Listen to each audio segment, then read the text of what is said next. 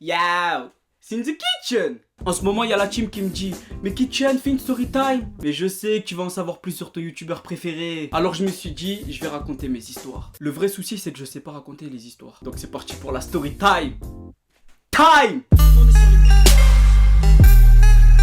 C'était un jour de dimanche. J'ai vu Beyoncé. Elle était là-bas en train de s'ambiancer, la petite. Non, je rigole, c'est bon, allez, c'est parti, je raconte vraiment l'histoire. Déjà, avant de commencer la story, il faut savoir que moi, j'ai passé mon permis le 11 septembre 2014. Mais tu vas me dire, mais Kitchen, le 11 septembre, dans le monde, il s'est passé quelque chose. Coïncidence ou pas? Je sais pas. Mais comme par hasard, le 11 septembre 2015, je me décide de sortir, tranquillement, faire du shopping. Donc j'étais chez moi, tranquillement, avec une copine, bien sûr. Du coup, je lui demande, viens, on va faire du shopping. Elle m'a pas dit non. Parce que si c'est une fille qui me dit non pour du shopping, c'est pas une meuf. On est d'accord. On arrive devant sa voiture et je lui demande, est-ce que je peux prendre le volant? Elle me dit oui, avec volontiers. Bon, peut-être pas volontiers, parce que sur ma vie, elle me dit volontiers, je la balaye. Parce que j'ai horreur d'une personne qui conduit à ma place. Surtout une meuf. Imagine-toi, j'ai l'air d'un bolos à côté. Je suis comme ça, elle conduit, les gens ils me regardent, ils me disent t'es mal bolos, c'est un queumé, il a pas son permis. Donc à ce moment-là, je me dis quoi? Je me dis je prends le volant. Sur la route, comme d'habitude, je mets le son à balle, j'écoutais du Nekfeu. Je m'en rappelle parce qu'à chaque fois que j'écoute du Nekfeu, je fais des accidents. Parce que oui, j'en ai fait plusieurs, mais celui-ci que je vais te raconter, c'est le plus grave. Je vais vous montrer des photos. Donc on va faire le shopping, tout se passe bien. Alors avec une meuf, c'est rare que ça se passe bien. Il y a toujours une petite prise de tête. Alors que là, tout s'est bien passé. Pourquoi il s'est passé ce qui s'est passé? Ouais, c'est pas français, mais c'est pas grave. Je te dis, je sais pas raconter les histoires. Putain, je pue la merde. Je me suis refait question habit. Puis tout d'un coup, j'avais une faim de ramadan. Je me suis dit, tu sais quoi, on va à Carrefour. On va acheter un petit sandwich. On va le manger. Donc quand on arrive à Carrefour, il y a un abonné, il m'a reconnu direct. Mais il est pas venu me voir, cet abo-là. Il m'a envoyé un message sur Facebook. Et moi, à l'ancienne, j'étais actif sur Facebook. Et je répondais sur Facebook. Et quand j'étais sur Facebook, j'avais une notification et ça faisait ting ting. Peut-être pas ting ting. Et à ce moment-là, il me dit, c'est qui la meuf qui est avec toi? Je lui ai répondu que c'était ma belle-sœur. Elle était peut-être belle, mais c'était pas ma sœur. Mais en fait, qu'est-ce que je raconte là? T'as vu, je passe par 1000 chemins pour arriver à l'accident. Je rentre dans la voiture. Je me rappelle, je me suis mangé un pain. Il était comme ça. Ouh. J'attache ma ceinture. Et je me suis jamais dit une seule seconde qu'il va se passer 10 minutes après un drame. Bon, évidemment, la ceinture, elle voulait pas se fermer parce que mon bide, en fait, il était en mode bide à bière.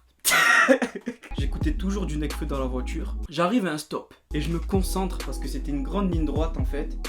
Des voitures qui pouvaient arriver de ce sens et de ce sens, comme toutes les routes, presque. Et moi, j'arrivais de ce côté-là, tu vois. Je regardais bien à gauche et à droite parce qu'au volant, je suis ultra vigilant. Il n'y avait pas de voiture. Vraiment, il n'y avait pas de voiture. Et elle est en train de me parler. Je lui dis, laisse-moi me concentrer. On prend le chemin de notre vie, là, à ce moment-là, tu vois. Donc, j'enlève un petit peu mon pied sur l'embrayage. BAM! La vie de moi, gros. D'un coup, t'as pas le temps de réagir. Je me suis pris une voiture dans la gueule. Mais une voiture dans la gueule. Mais la voiture, elle arrivait tard, ben vite. Alors je vais t'expliquer pourquoi. Il y avait une voiture qui arrivait au max, ce côté, mais vraiment vite. Et une petite voiture qui arrivait doucement. Mais de toute manière, je la calculais pas trop parce que j'allais partir de ce côté. Tout simplement. Et ce qui s'est passé, c'est qu'en fait, elle passait doucement comme ça. Et lui, il arrivait tellement vite qu'elle, elle a tourné pour venir vers ma direction. Et boum! Il a fait un tonneau. Boum! Il est venu sur ma voiture. Et on est resté 10 secondes comme ça.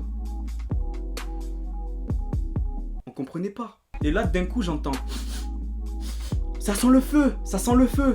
Sors de la voiture! J'allais dire mon prénom. Kitchen, sors de la voiture! Elle sort de la voiture et moi, j'essaye de sortir de la voiture, mais j'avais pas réalisé qu'il y a eu un accident. Mais quand j'essaie de sortir, il y avait les airbags tout autour. Je les avais même pas vus. Et le délire, c'est que je regarde à gauche, je vois quoi?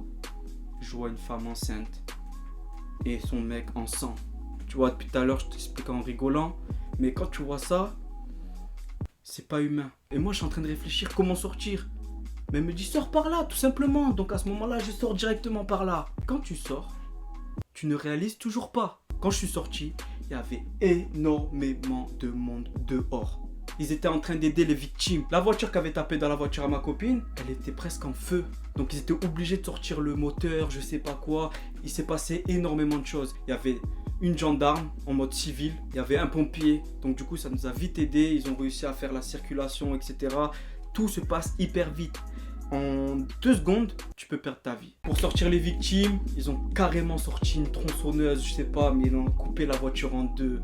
C'était un bordel pas possible. J'ai pété un plomb. C'était la première fois que je vois ça de ma vie. Celle qui était le plus accidentée, c'était la femme. C'était une personne âgée. C'est celle qui voulait tourner vers ma direction. Elle a eu un souci des poumons perforés, un truc, je te raconte même pas. La femme qui était enceinte, elle a rien eu. Franchement, merci. Vraiment, elle a rien eu. Et le mec qui était à côté, il était en sang. C'est la première fois que je voyais quelqu'un en sang comme ça. Il était allongé en mode je fais semblant de dormir quand il y a ta mère qui rentre. 10-15 minutes après l'accident, j'appelle ma mère. Je lui dis qu'on a fait un accident et tu connais les mamans. Elles sont là, elles sont limite en pleurs, tu vois. Et j'entends mon père derrière dire il faut qu'il rentre. Non, je rigole. Vraiment, nos mères, elles s'inquiètent pour nous, donc faites attention sur la route. Je pense que pour moi, c'est un avertissement. Vraiment, je commence à prendre la confiance sur le volant. Faut savoir, la voiture que je conduisais après l'accident, quand les airbags se déclenchent, ta voiture, elle est morte si elle date un peu. C'était une 307, donc l'assurance l'a remboursée, etc. D'ailleurs, si tu me regardes, la fille avec qui j'étais, tu me dois des sous. Puis le lendemain, on a pris des nouvelles aux victimes. Ils nous ont dit qu'il n'y a pas de décédés, donc à ce moment-là, ça nous a rassurés, ça m'a fait du bien au cœur, mais vraiment du bien. Et ce que je retiens dans ma tête, c'est que j'ai passé mon permis le 11 septembre 2014 et le 11 septembre 2015, je fais un accident. Pour moi, c'est bizarre. Donc pour toute ma communauté et pour toute la France et pour tous ceux qui regardent cette vidéo et pour tous ceux dans le monde entier et pour toi aussi, mon petit t-shirt, t'es beau. Faites attention sur la route parce qu'une vie, on n'en a qu'une. Et quand t'as qu'une vie, on en profite au max, comme si chaque jour c'était le dernier. Putain, ça change vraiment des vidéos d'habitude. Bref, comme d'habitude, tu peux me lâcher un petit like. Tu peux me suivre sur les réseaux sociaux, tout est dans la description. On est bientôt 10 000 sur Twitter, 10 000 sur Insta. C'était In The Kitchen. Capitaine Cook, pas comme eux. Donc faites attention à vous, je vous aime.